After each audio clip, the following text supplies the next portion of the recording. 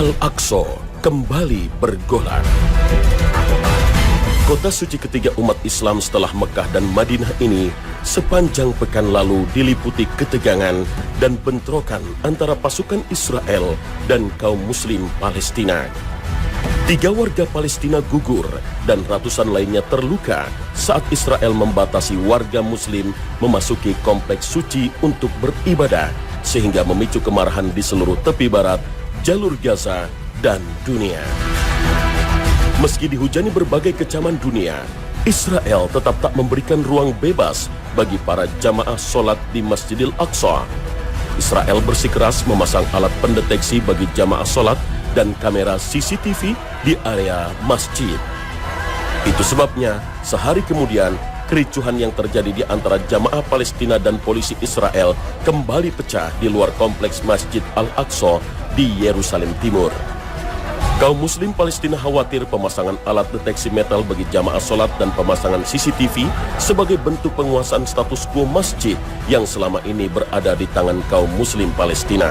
Apalagi seorang pejabat Israel sempat mengeluarkan statement bahwa Yerusalem Timur, termasuk kompleks suci Al-Aqsa, adalah milik Israel. Bentrokan dan kekerasan ini merupakan rangkaian dari bentrokan sebelumnya yang mengakibatkan jatuhnya banyak korban cedera kaum Muslim Palestina.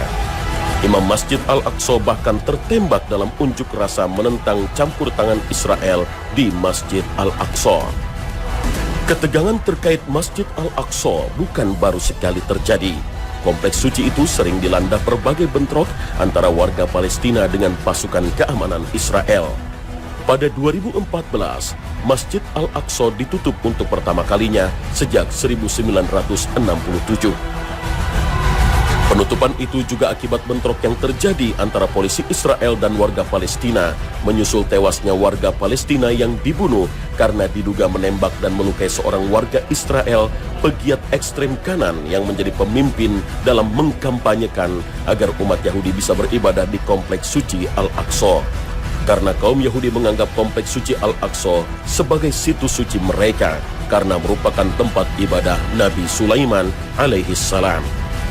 Masjid Al-Aqsa yang menjadi kiblat pertama umat muslim ini adalah tempat ibadah sholat Jumat bagi ribuan warga Palestina di kota tua Yerusalem Timur. Sejak Yerusalem Timur direbut Israel, wilayah kota tua dan situs suci umat Islam ini terus bergejolak. Entah sampai kapan ketegangan dan kekerasan terus melanda kota suci kedua yang dibangun pertama kali di muka bumi ini.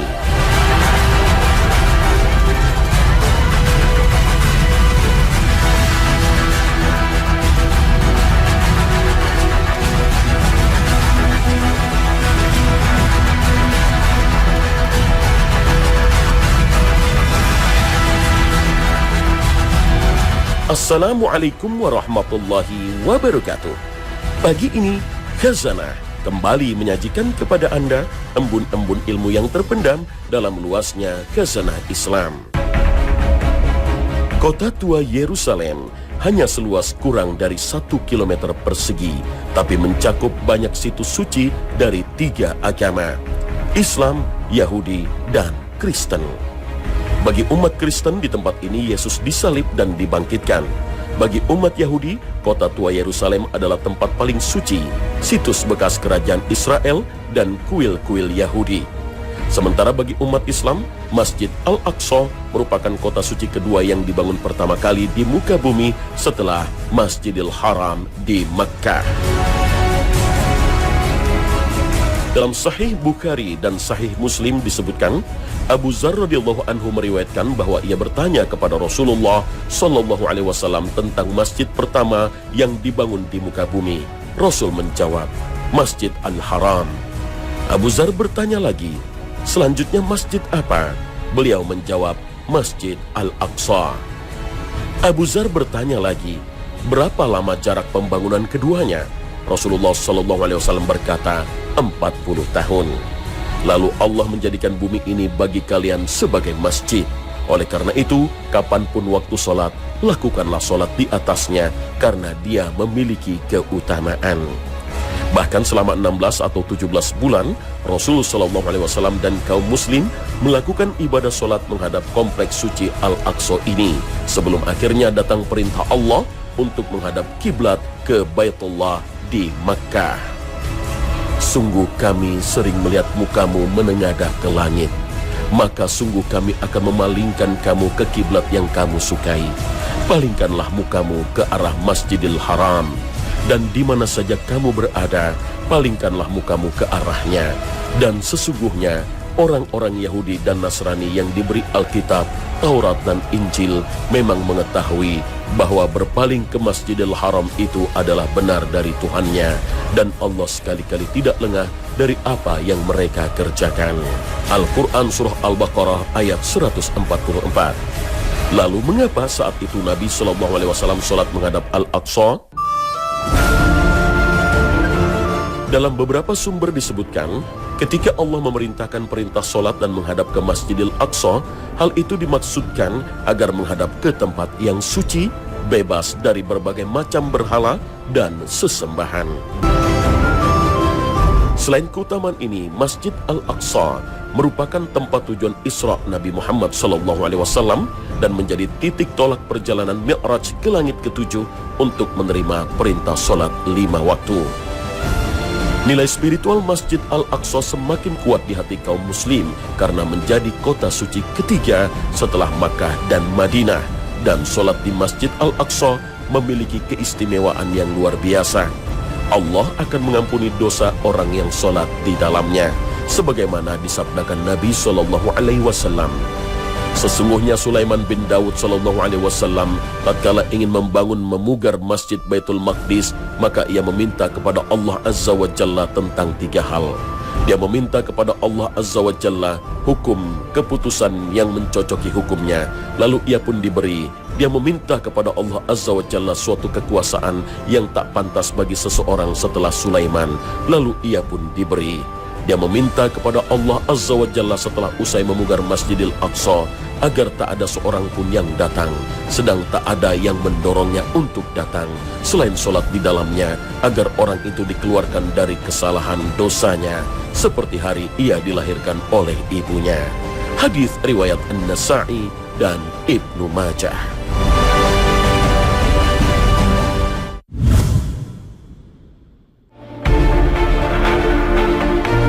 Pemirsa Khazanah, selain begitu pentingnya Masjid Al-Aqsa di mata kaum muslim, namun ada sejumlah fakta yang tak banyak diketahui. Tak sedikit kaum muslim sendiri yang tidak tahu mana Masjid Al-Aqsa di kompleks suci. Banyak yang menganggap Masjid Al-Aqsa adalah masjid berkubah emas yang selalu muncul saat menyebut Al-Aqsa. Bangunan berkubah emas sering disebut dengan Dome of Rock, disebut-sebut sebagai kubah pertama yang dibangun di dunia. Bangunan ini didirikan di masa kekhalifan Bani Umayyah oleh Abdul Malik bin Marwan. Awalnya kubahnya tidak berwarna emas, melainkan kayu yang dilapisi kuningan atau keramik. 1000 tahun kemudian, di kekhalifan Ottoman, lapisan emas baru ditambahkan. Di dalamnya terdapat batu yang diyakini tempat Nabi Muhammad bertolak ke langit dalam peristiwa Isra Mi'raj. Bagi umat Yahudi, batu itu juga diyakini tempat Nabi Ibrahim akan mengorbankan putranya.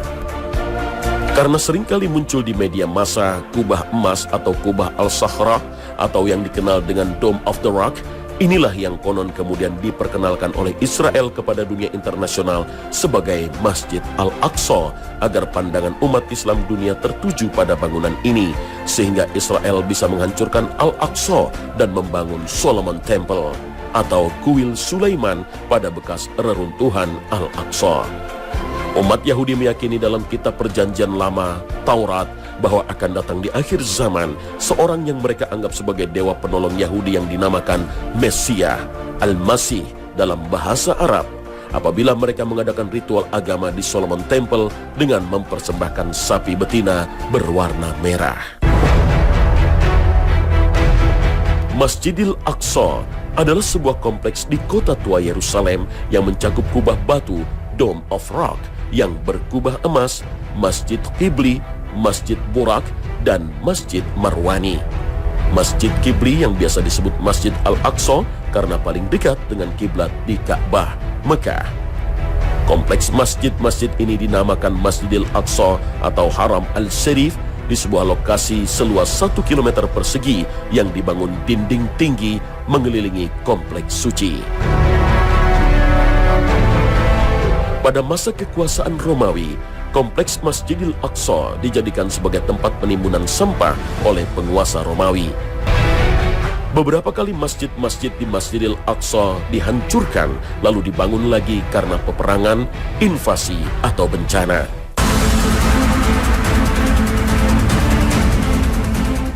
Pada pendudukan Israel tahun 1967, kerusakan terjadi akibat kekerasan Zionis. Tahun 1969, warga Australia Dennis Michael Rohan membakar mimbar Al-Aqsa. Tahun 1982, seorang tentara menembaki jemaah di Al-Aqsa, menewaskan 2 orang dan melukai 11 orang. Kini, ancaman kehancuran Masjidil Aqsa dari tentara Israel yang kerap merusak dalam bentrokan. Israel juga melakukan ekskavasi dan penggalian di situs-situs suci merusak pondasi masjid. Kebanyakan bentrokan dan konflik di Masjidil Aqsa terjadi akibat pembatasan akses masuk bagi Muslim Palestina oleh tentara Israel. Namun beberapa konflik disebabkan karena Israel melanggar perjanjian tahun 1967 soal kunjungan umat Yahudi ke Masjidil Aqsa. Berdasarkan tradisi setelah pencaplokan Yerusalem Timur oleh Israel, umat Yahudi dilarang beribadah di Masjidil Aqsa. Mereka boleh datang di antara waktu sholat, tapi hanya berkunjung, bukan beribadah. Perjanjian ini banyak dilanggar oleh Israel, terutama di hari-hari raya Yahudi. Pada tahun 2015, umat Islam Palestina marah ketika pemerintah Israel memasukkan banyak umat Yahudi untuk beribadah di Masjidil Aqsa. Sedikitnya 28 warga Palestina tewas dan ratusan terluka dalam bentrok dengan tentara Israel.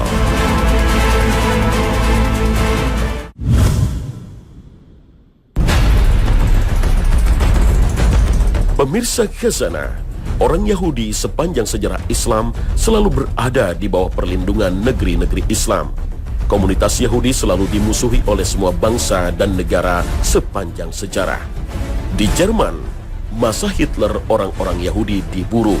Hampir tidak ada tempat untuk orang Yahudi kecuali di dalam negeri Islam.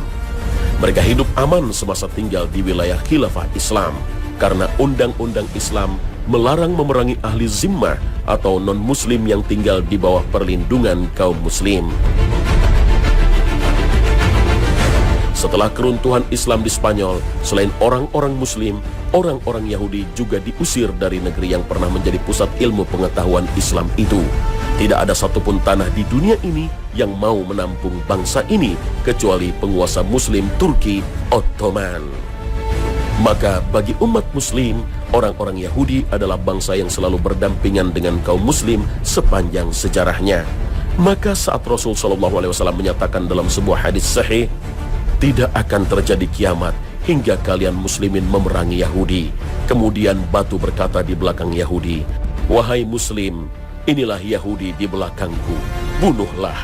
Hadis riwayat Bukhari dan Muslim. Dan dalam Sahih Muslim disebutkan, tidak akan terjadi hari kiamat sehingga muslimin memerangi Yahudi. Orang-orang Islam membunuh Yahudi sampai Yahudi bersembunyi di balik batu dan pohon. Namun batu atau pohon berkata, wahai muslim, wahai hamba Allah, inilah Yahudi di belakangku, kemarilah dan bunuh saja. Kecuali pohon Gharqad yang tidak demikian, karena termasuk pohon Yahudi. Hadis riwayat Muslim. Teka-teki hadis ini baru terjawab pada tahun 1948 ketika masyarakat Yahudi dunia menjajah negeri Palestina. Pada tahun 1967 semakin jelas lagi hadis ini karena ternyata komunitas Yahudi yang selama 14 abad hidup di bawah perlindungan umat Islam tiba-tiba berubah menjadi liar yang mengakibatkan perang Arab Israel. Barulah di masa sekarang ini, hadis ini menjadi lebih berarti ketika Israel semakin tak lagi mengindahkan norma pergaulan dunia dan hak asasi manusia. Semua norma dan etika seakan tak berlaku lagi di negeri Zionis. Selain misteri hadis ini di abad 14 Hijriah, hadis kehancuran bangsa Yahudi di akhir zaman sangat tegas menyebutkan kepastian kehancuran bangsa pengingkar Allah dan Nabi ini. Bahkan pohon dan batu pun akan ikut membantu umat Islam dalam menumpas mereka. Karena itu, hadis ini sekaligus menjadi penghibur derita dan pelipur lara serta harapan buat umat Islam yang sempat merasakan kebengisan Yahudi secara lebih nyata. Bahwasannya bangsa Yahudi pasti akan dikalahkan. Fakta menarik lainnya adalah kawasan Al-Aqsa merupakan kawasan yang disebut-sebut Nabi SAW sebagai negeri mahsyar, tempat dikumpulkannya manusia di akhir zaman. Benarkah demikian? Jangan kemana-mana, Khazanah akan kembali sesaat lagi.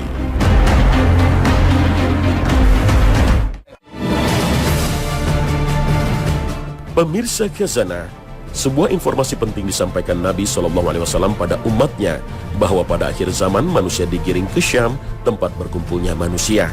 Imam Ahmad meriwayatkan bahwa Nabi SAW bersabda, "Di tempat inilah kalian akan dikumpulkan. Di tempat inilah kalian akan dikumpulkan. Di tempat inilah kalian akan dikumpulkan." Sebanyak 3 kali. Dengan berkendaraan, berjalan, dan dengan diseret di atas wajah-wajah kalian. Ibnu Abi Bakir berkata, lalu beliau memberikan isyarat ke arah Syam, kemudian berkata, "Kesinilah kalian akan dikumpulkan." Hadis riwayat Ahmad. Dalam riwayat lain diisyaratkan akan waktu kapan manusia dikumpulkan, apakah di akhirat atau di dunia. Berdasarkan keterangan Ibnu Umar radhiyallahu an saat menjelaskan akan munculnya api yang akan menggiring manusia ke negeri Syam, Ibnu Umar bertanya kepada Nabi SAW, "Wahai Rasulullah, apa yang engkau perintahkan kepada kami?" Beliau menjawab, "Hendaklah kalian berkumpul di Syam." Hadis riwayat Ahmad dan Tirmizi. Dari hadis ini bisa kita pahami bahwa waktu manusia dikumpulkan di negeri Syam adalah waktu masih di dunia, bukan mahsyar di akhirat. Artinya, di akhir zaman manusia akan dikumpulkan di negeri Syam. Negeri Syam saat ini dikenal dengan Suriah, Yordania, Lebanon, dan yang paling penting adalah Palestina. Negeri Palestina inilah yang terpenting karena di dalamnya ada Masjidil Aqsa, kota suci yang diberkahi Allah, negeri tujuan Isra Nabi SAW, dan tempat keberangkatan untuk Mi'raj ke langit ketujuh untuk menerima perintah sholat 5 waktu. Inilah negeri yang menjadi tujuan Nabi Ibrahim untuk berhijrah. Dan ke negeri ini pula Nabi kita Muhammad SAW memerintahkan kita untuk hijrah. Sebagaimana disebutkan dalam riwayat Ahmad dan Abu Daud bahwa Nabi SAW bersabda, "Akan ada hijrah setelah hijrah." Manusia pergi menuju tempat hijrah Nabi Ibrahim alaihissalam. Tidak tersisa di muka bumi kecuali orang-orang yang jelek. Bumi-bumi tempat mereka berpijak akan melemparkan mereka. Demikian pula zat Allah membenci mereka. Api akan mengumpulkan mereka bersama kera dan babi. Api akan selalu bersama mereka ketika mereka bermalam atau ketika mereka beristirahat, dan api itu akan memakan orang yang tertinggal. Hadis riwayat Ahmad dan Abu Daud. Ibnu Hajar menjelaskan, diungkapkan dalam tafsir Ibnu Uyainiyah dari Ibnu Abbas, barang siapa meragukan bahwa mahsyar itu di sini, yakni Syam, maka bacalah permulaan surat Al-Hasyr. Rasulullah SAW ketika itu bersabda kepada mereka, "Keluarlah kalian." Mereka bertanya, "Kemana?" Beliau menjawab, "Ke bumi tempat berkumpul." Inilah Al-Aqsa, masjid suci yang diberkahi Allah Subhanahu wa Ta'ala dan menjadi tempat berkumpulnya umat manusia di akhir zaman nanti. Maka wajar jika Masjidil Aqsa selalu melekat di hati kaum muslim di dunia. Nah pemirsa, sampai di sini akhir perjumpaan kita pagi ini. Semoga Allah senantiasa memberikan hidayah dan taufiknya kepada kita. Amin ya rabbal alamin.